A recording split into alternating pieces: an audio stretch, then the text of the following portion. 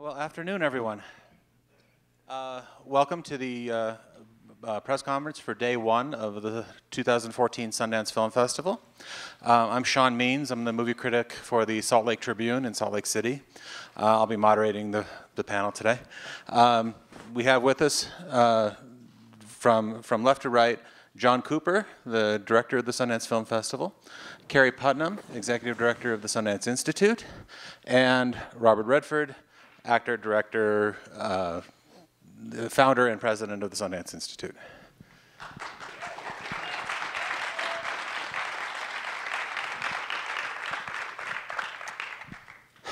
Okay, why don't we start by getting this one out of the way.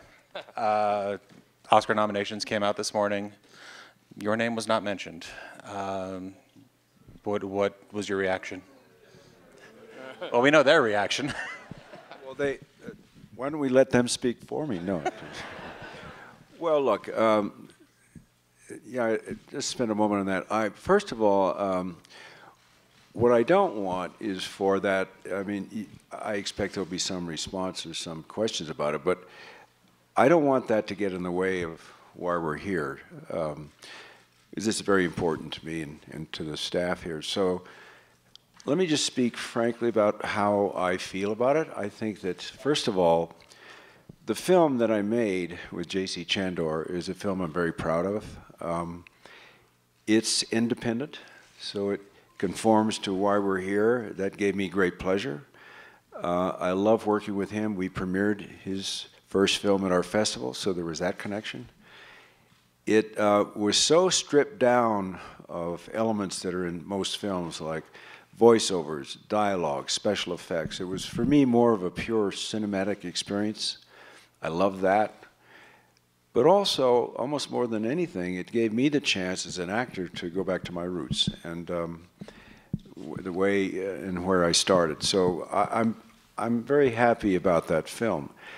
Now, the fact that the film did not cross over into the mainstream, into the more commercial parts of our industry, it didn't. And I think that probably Hollywood, spend a moment on Hollywood. Hollywood is a business, and it's a very, very good one, and I have nothing but respect for that. I've been a part of the Hollywood film industry for much of my career. I'm very happy about it. So this is not so much about Hollywood. Hollywood is what it is. It's a business.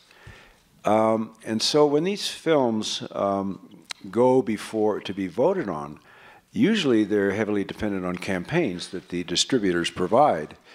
There's a lot of campaigning that goes on, and it can get very political, but that's okay, because it is a business. In our case, I think we suffered from little to no distribution. And so as a result, our distributors either, I don't know why. They didn't want to spend the money, they were afraid, I don't know why. Or they just were incapable. But whatever, we had no campaign to help us cross over into the mainstream. So I suspect that has something to do with it. I don't feel, would it have been wonderful to be nominated? Of course. But I'm not disturbed by it or upset by it because of what I just said. It is a business and we couldn't conform to that. So having said that, what it does connect to is the fact that I was so happy to be able to do this film because it was independent. And it stood the chance of having a wider distribution had they stepped up. So that's what's on my mind, is the chance it gave me, and I'm really happy about it, and I will stay happy about it. The rest is not my business, so it's somebody else's business. I'm fine. Okay.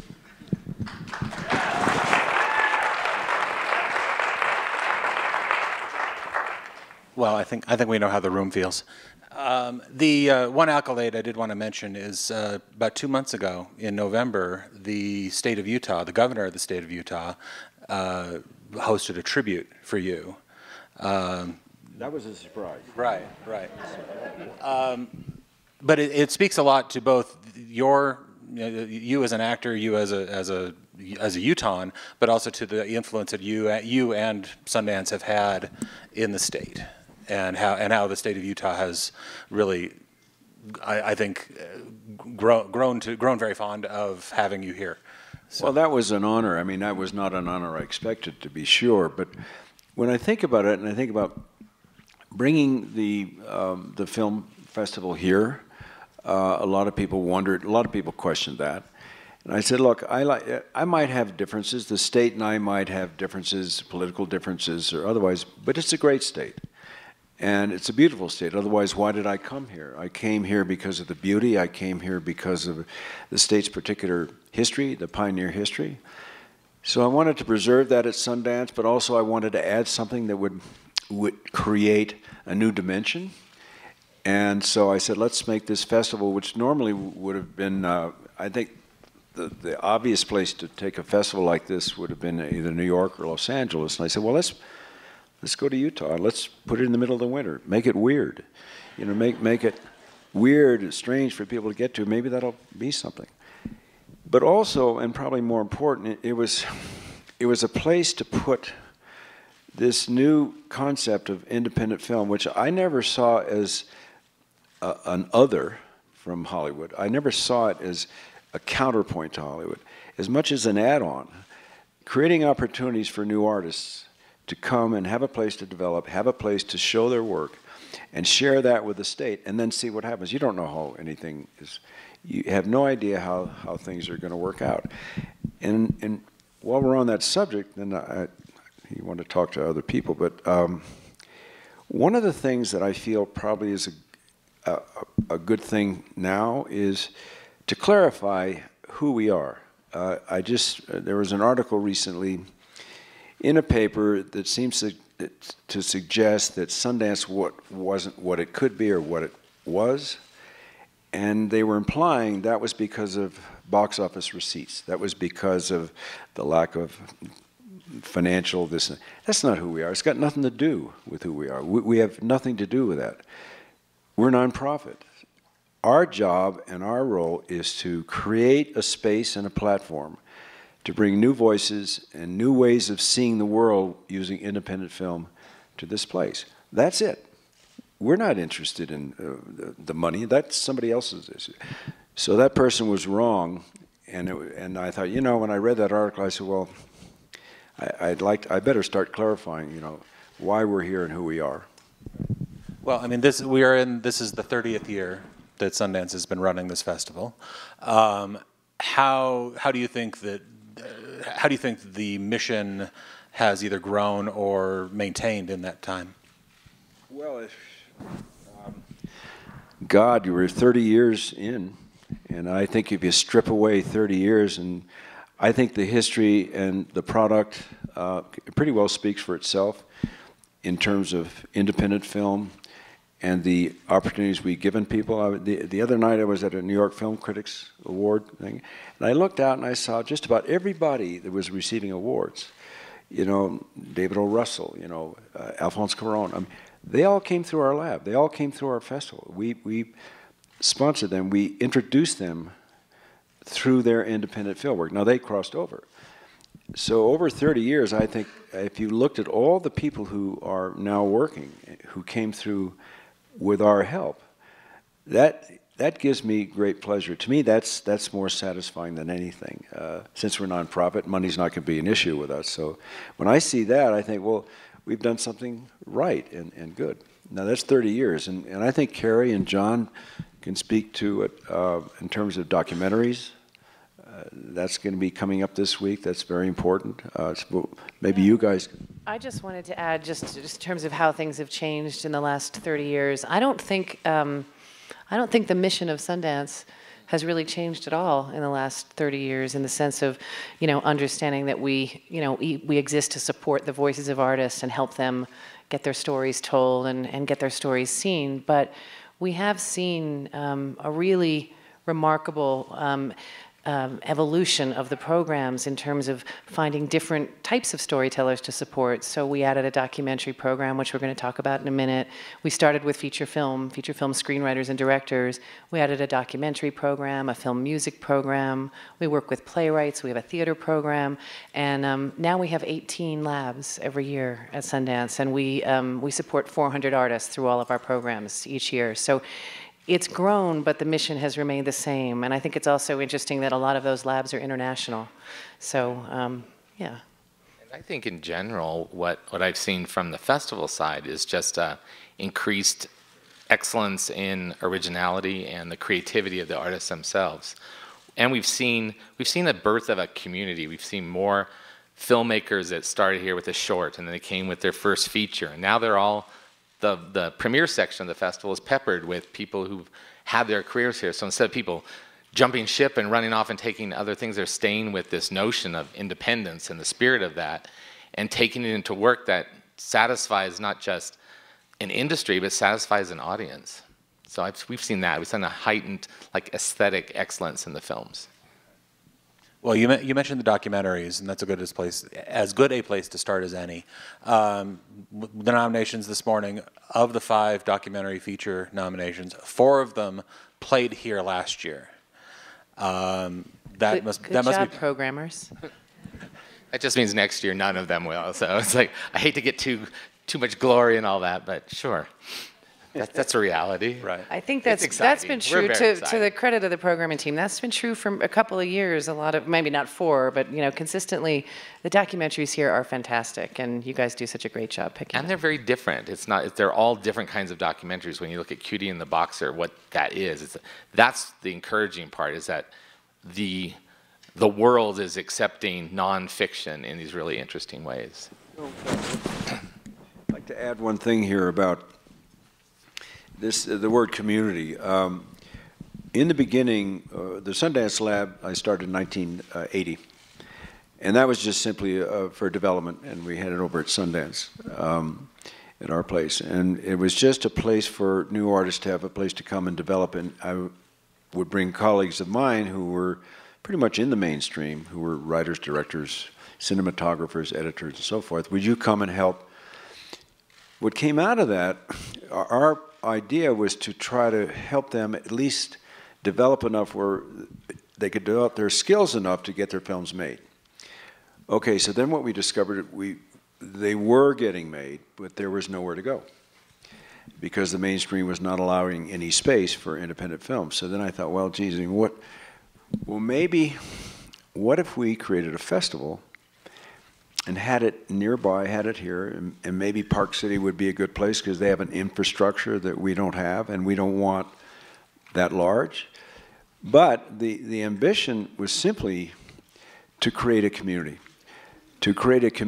of like-minded people, filmmakers, to come and have a place to share their own work. We never had any idea about where it would go after that or if it would go.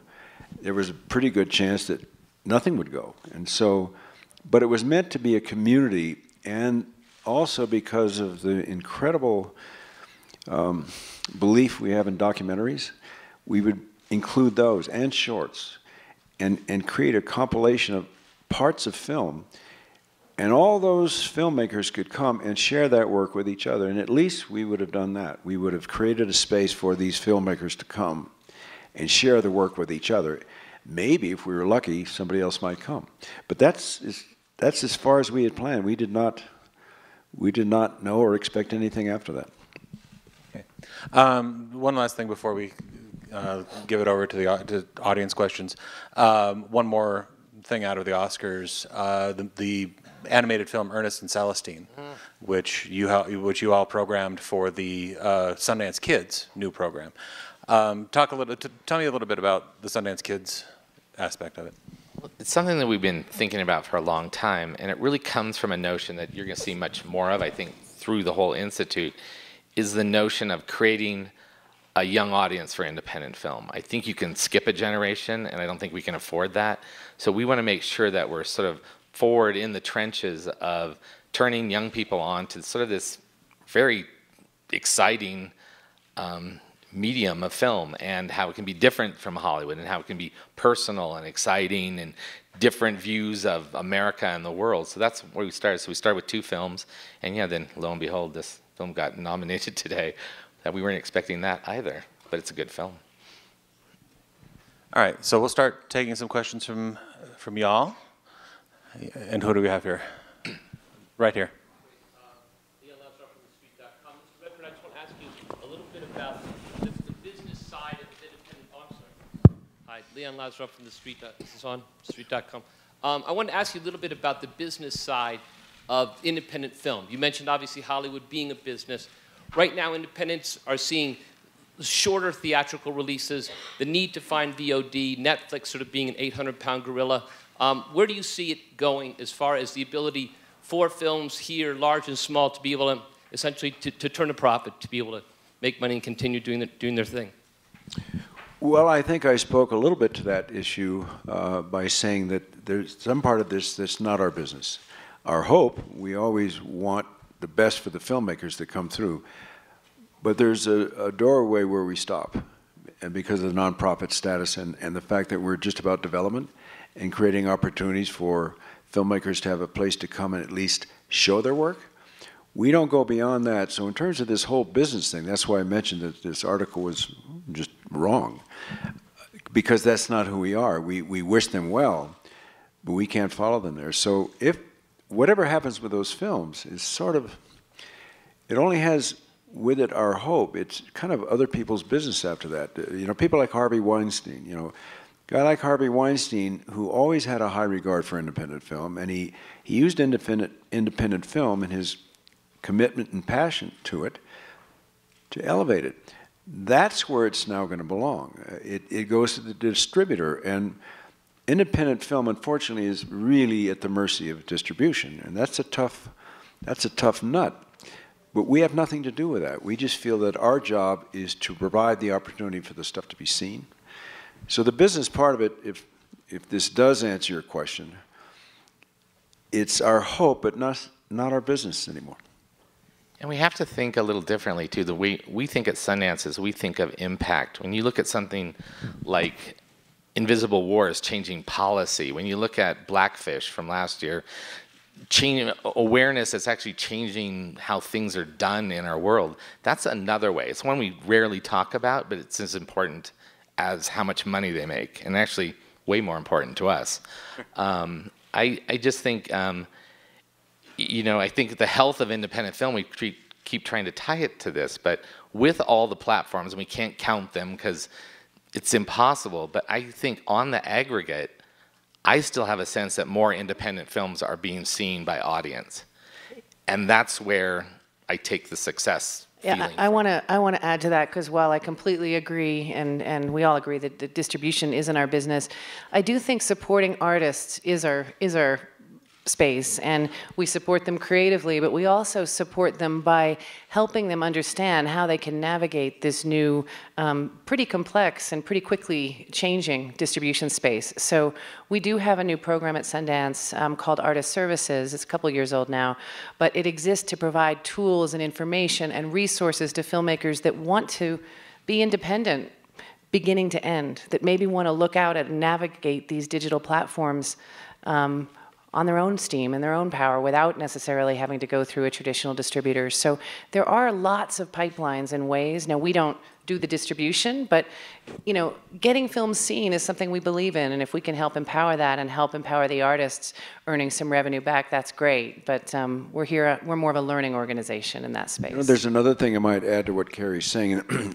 maybe ties in a little bit to your question earlier about, to me, change is inevitable. And so you have a choice. Either you resist it, and we know who those people are. You either resist it or you go with it and you try to turn it into as much positive as possible. And so I think what Sundance is very much about the role that change is going to play in all of our lives. And we want to ride with that wave. So you've seen what's happened since we started, you know, years ago. There was no texting, there was no iPhone, there was none of that. As it's come on, we've made our adjustments to accommodate the new distribution of them. And in terms of financing, look at all the new opportunities that have come around. Kickstarter. Look at all the films that are in this festival that were financed by Kickstarter. Well, that didn't exist. So as these things come, I just want people to know that we go with it and incorporate that into how we see it. Yeah, I'm sorry. I was just going to say, on Kickstarter specifically, through our Artist Services program, we've helped our artists raise $7 million for their films just in the last couple of years alone on Kickstarter through that program, and we're really proud of that. It's been a great partnership. This question is for the three of you. It's a pleasure to meet you. How does this year's batch of film in the different sections represent the state of independent cinema after 30 years of the festival? That's Cooper. The question is, how does the different categories? Oh, this year's batch of films. I think, as I said earlier, I think it's that we're very healthy. I think we've seen such an increase in, like I was talking about, the aesthetic excellence, how the cycle of better cinematographers and editors and casting directors and actually very seasoned professional actors choosing to take roles. I think that all adds for a very healthy feeling in it. We do something at Sundance that we talk about a lot, is all of our categories, as we build the festival, are structured to represent the films that are being made. So we go to New Frontier, which is on more the edge of new thought, and then the premiere sections, which are the returning filmmakers. Competition Next, in particular, is a section of the festival that we love because it's really rigorous and fun to program, but it's also those filmmakers that are on the edge, and they're going to be, the voice of the independent film world in the future. And we started a whole festival in Los Angeles just for those films. Did I sort of answer your question? Sort of? Kind of? Okay. One right here. Behind. Hi, my name is Annie Day. I write for Revolution Newspaper, and I work with the Bob Avakian Institute. And I know you've expressed, Mr. Redford, a lot of deep concern about the future of humanity and the state of our planet in different ways, political, but as well as in your films. And I wanted to know if you could talk about whether and if that concern about the state of the world overlaps with the concern about the state of the culture. And not here at Sundance, it actually feels very different, but broader in mainstream culture, it's the celebration of meaninglessness and a commodification of everything. And I just wanted to know how you see that overlap, or if you do. Well, I think it's all connected in the simple sense that I'm very interested in the new generation coming along. I mean, we haven't left them much to work with. It's always blown my mind that it seems so simple. This is the only planet we know exists like it, and it's our home. It's all of our home. Why wouldn't we take care of it? And the possibility that there's nothing after that, and it killed me that the idea of extracting and the idea of polluting, all that. I said, is anybody looking at the bigger picture that says, if we don't do something, if we don't look at what we preserve and what we develop, because we're a development-oriented society, I get that. But also preservation has to be part of it. Otherwise, there can be nothing left. And so, why bring children into the world? Why bring kids into the world unless you're prepared to give them something to work with? That, to me, seems like a very simple equation that never seems to get front and center. It gets thrown this way and that way. But this is about the festival and not my environmental stuff. That's another thing. If something shows up in the film, like we had with Chasing Ice, periodically we'll have films that come up that says it. Inconvenient Truth, Chasing Ice. There are others. That will be our way of maybe referencing that, but I try not to blend the two together here. Right here, in front. Now Braverman from Asahi Shimbun. We're a Japanese newspaper. China has recently emerged as the largest foreign market for the US film industry. How do you see that impacting the artistic quality of films? We're seeing some Hollywood films adapted to get past Chinese government censors. I know this isn't for Hollywood, but can you talk about the possible impacts of that on freedom of expression in the context of filmmaking? Who's that for? Sorry? Who is the question for? Oh, this is for you. Me? Yes, please. I don't know that I fully understand the question, but maybe you tell me if this answers it or not. One of the things that's interesting when you look at our program is that how many films are peopled with actors that are working in the mainstream. Many of them have started out at Sundance. I have a lot of pride about that. But there's a reason why so many of those actors are showing up in independent film. And I think I'll leave that alone. But clearly, I've noticed it, this year especially. When you stop and think about some of these actors who are in very, very commercial films and television or film in the mainstream, they're coming over here. I think maybe you might ask them that. I don't think I'm qualified to answer it. But I also don't know that I'm qualified to answer your question. I'm asking sort of in the context, how you feel about it in the context of filmmaking in general, the fact that people are sort of catering to a market that has, and on some level, a market that has government censorship, has a lot of power now in the film industry. You're talking about independent film? Yeah, China. Oh, China. I'm sorry. I mean, China. I just didn't hear China. Well, I think that Keri, I think probably better person to answer that would be Keri. I agree with you, Bob. I think it's Keri's. I think Keri should answer that. I'm all in on this one. I think you were asking for Bob's take on it, so I don't want to. I think I would say that the mainstream obviously wants to get into China, and I don't think it's really our place to talk about, what effect that has on that business. I would just say that I don't think that's.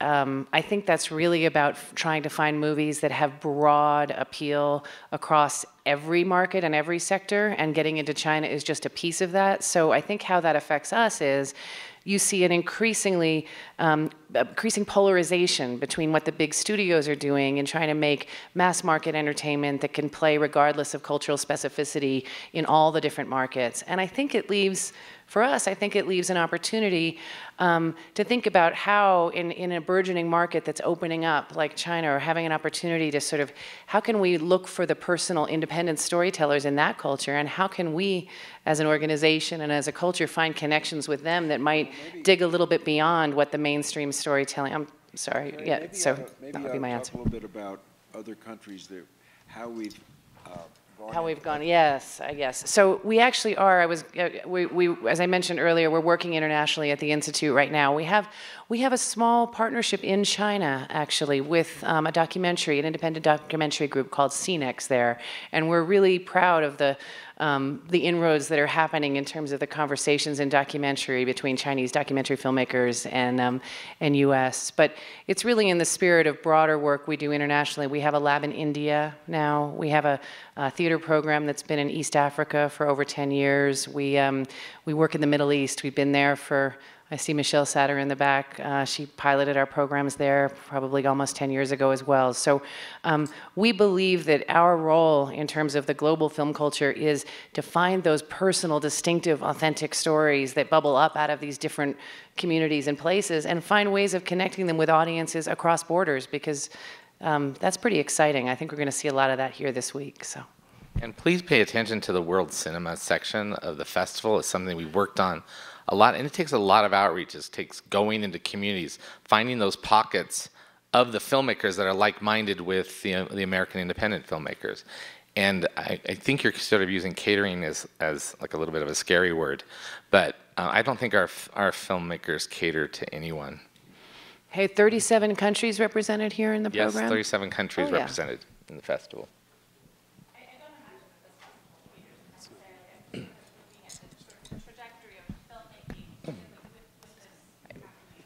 It's going to be a part of it. Yeah, maybe it'll be a bifurcation.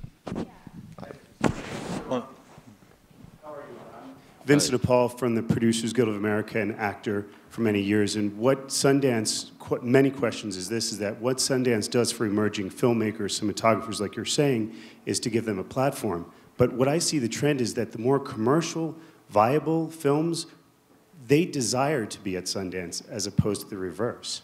And can you speak about that? And then lastly, your performance in All Is Lost Is Our Man at the Palais at the Cannes Film Festival, you had a standing ovation, and so many accolades on that. I was there. That was an amazing night. That was an amazing night. I'll tell you what my feeling was. it's the only time I've seen the film, was that night at Cannes. And because when, at least I'm speaking for myself, but I think I'm speaking for other actors, that to me it's so much about the work.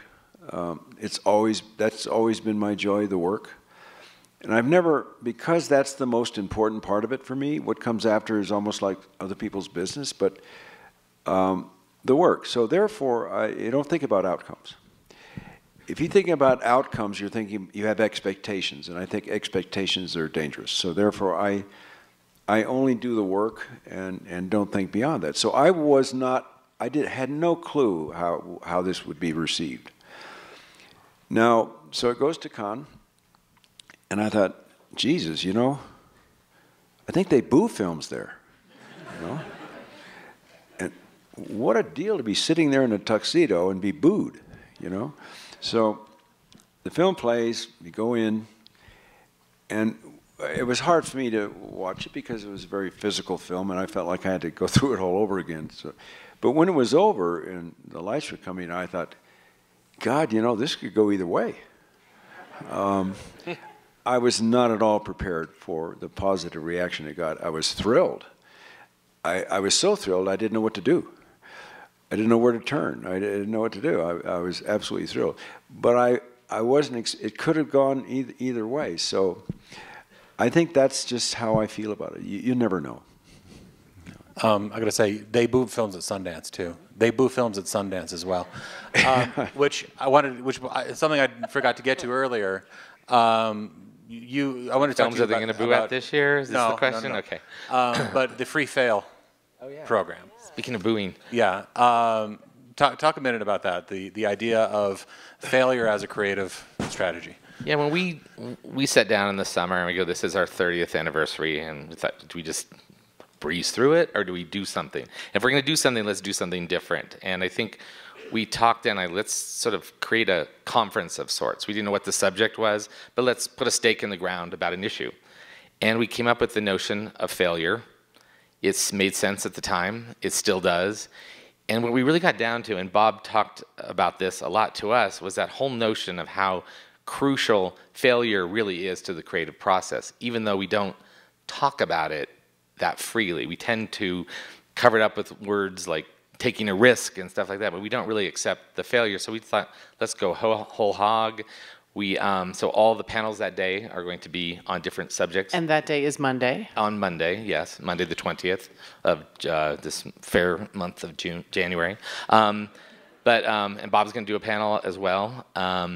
So then we have some kind of crazy workshops that we're doing, but the thing that was closest to my heart was, I go, if we're expecting everybody to do it, then I've got to do it too. So our programmers got together and we decided, let's play a film that we failed to show the first time around. So we were showing Bottle Rocket. Yes, we did fail to show it, proudly. We're holding our head up high. Luke Wilson's coming to introduce it, so that's going to be fun. He's very charming, and I think it's going to be a fun thing. But we're just kind of making a serious look at what it really means to fail, but also taking a lighthearted approach to it. And there's workshops too. There's a sort of interactive bit, right? Yes, and they're up online. I am going to personally take the high kick with the Rockettes.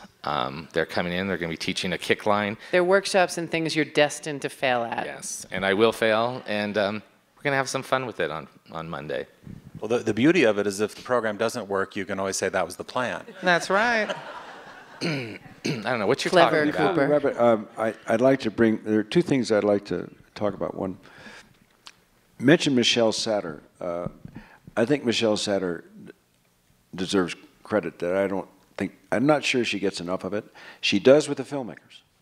Mm-hmm. Because she's been with them since a year after I started it. She came on board, and we kind of bumped along and evolved together, making mistakes, figuring things out.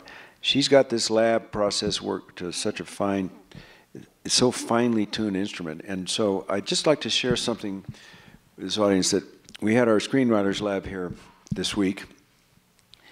And the advisors are people who are screenwriters who have had some experience in the business. And some of them are alumni, like Quentin Tarantino was here because we helped him develop Reservoir Dogs at our lab.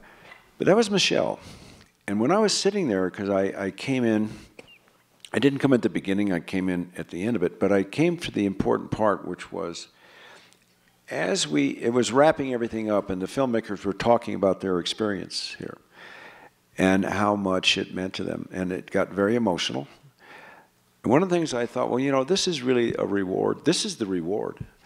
When somebody gets something out of what you provided, and when you didn't know it was going to work at all, and then it does, and then you hear people talk. And when I realized that they were talking they were so vulnerable, they were so open, and risking going to tears or doing meltdowns or what have you, it was because of an appreciation that belongs to Michelle and the way she conducts that lab. And to me, that was a real reward. And the other was that if we've provided something at Sundance, I'm happy that the least we've done is provided a safe place, a place where people can be safe to find out who they are and then be who they are. Now, I want to give Michelle a nod. I think she deserves it. Yay. And agree. And the other is I want to acknowledge John Cooper, because we hired him out of rehab, and so he's come a long way. He's really come a long way. And it's been 25 days. This is John Cooper's 25th year with Sundance, and I think we all owe him a lot because he's got a big load to carry.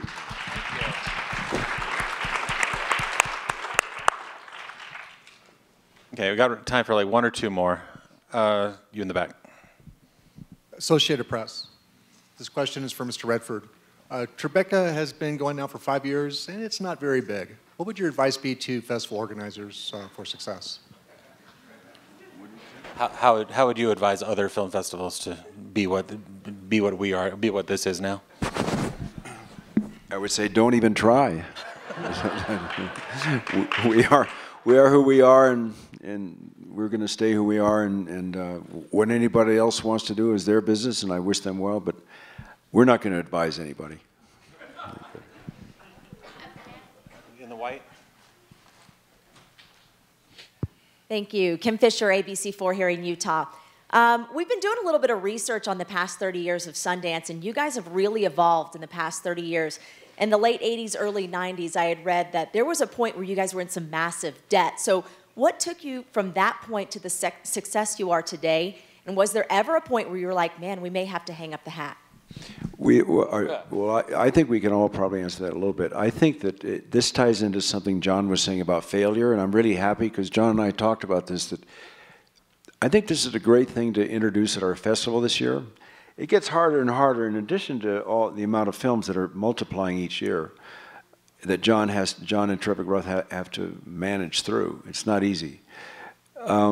There's also the additional stuff that has to be dealt with. And so I think that it probably better for that question, since we hit spots, we've certainly hit spots along the road where things look pretty grim. We've taken a risk that didn't work. And I think that failure comes into that, how you see failure, and I think we're going to be addressing that. Do you let it stop you, or do you see it as a step along a road towards development and maybe taking chances that do work? What do you think, John?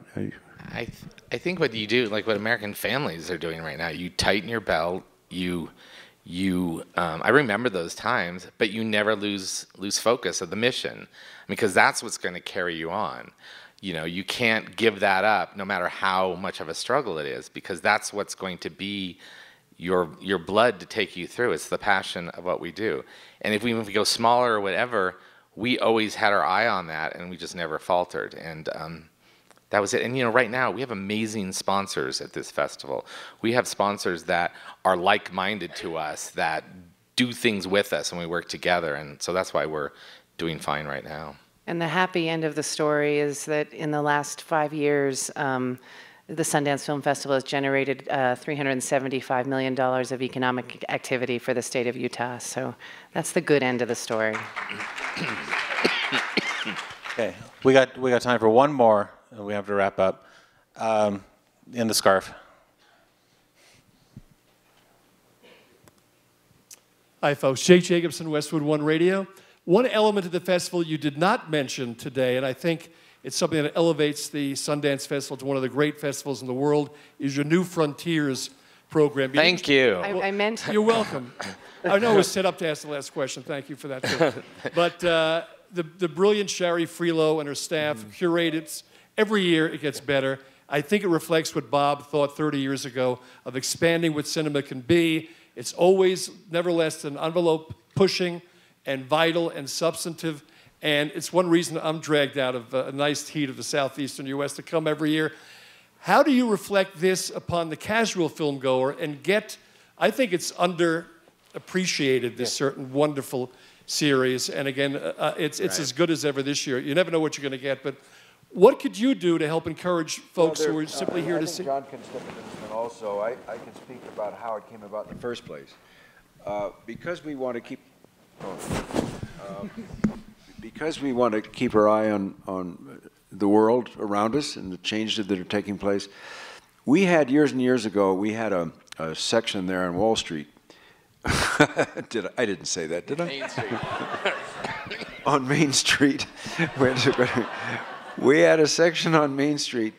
There was a room where we brought all the new equipment, mostly Sony, because we were dependent on the generosity of other people to survive. And so therefore, Sony was very generous, giving us equipment we could give to the filmmakers. Now, I'm sitting there one night and I'm thinking, geez, you know, this is a dead room. This is dead. It's just a bunch of robots in a room that are dead, and there's something missing. And I realized what's missing is the art that attaches to those things. That led to the idea of the New Frontier. Technology was now beginning to drive film and create more ability for things like special effects and so forth. And I could see that high tech was coming in like a big lion and was going to create a lot of change in the business. So we thought, well, how can we adapt technology, but never lose the sight of what's most important to us, which is the art and the artist. That led to the idea of the New Frontier. Let's see what art and the new technology can produce. So that's where that started. And as time goes on, you asked the question about how can you get that word out? Well, we're very dependent. Well, press, yeah, to a degree. Because we need the help, whatever we can get, but it's also word of mouth. I mean, it's about getting the word out. What we try to do is say, please check out New Frontier. It's worth it. It's a space that's got all kinds of new, innovative stuff. Please check it out. The rest is up to you. If it grows, it's going to be because of word of mouth. What do you think? I was going to say, I think we should talk about some of the highlights this year of it, because it's really exciting. I want you to explain the big drum over here. Okay, yes. Let's go. You want me to? Yeah, you go. Okay. New Frontier, one of the first things we did this year, this is the other half of what you do in a 30th anniversary. We looked at it where we were. We took it from the Yard, which is a little off the beaten track, though a great location for what we were doing. We moved it back to Main Street. It's at the Gateway. You see, we took two pieces that are very large that are off-site. They're going to be satellite. One is Doug Aiken's The Source. It is a structure. It's a freestanding structure that is really examining the source of creativity.